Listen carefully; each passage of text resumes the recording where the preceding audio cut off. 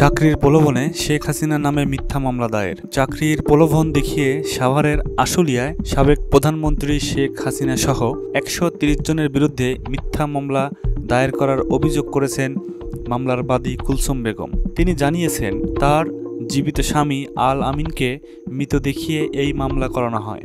গত বৃহস্পতিবার কক্সবাজার থেকে পুলিশ কুলসুম বেগম ও তার দুই সহযোগী শফিকুর রহমান ও রুহুল আমিনকে আটক করে।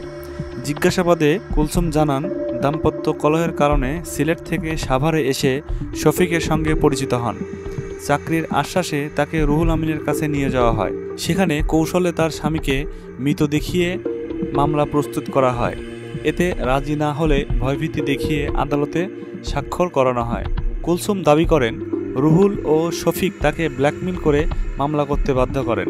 এরপর তাকে কক্সবাজারে থাকতে বাধ্য করা হয়। কুলসুমের বোন ফাতেমা অভিযোগ করেন, রুহুল কুলসুমকে ভয় দেখিয়ে এবং নানা কৌশলে মামলায় যুক্ত করেন।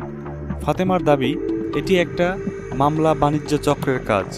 অভিযুক্ত শফিক বলেন, কুলসুমের সঙ্গে তার পরিচয় হয় এবং তাকে রুহুলের কাছে নিয়ে যাওয়া হয়।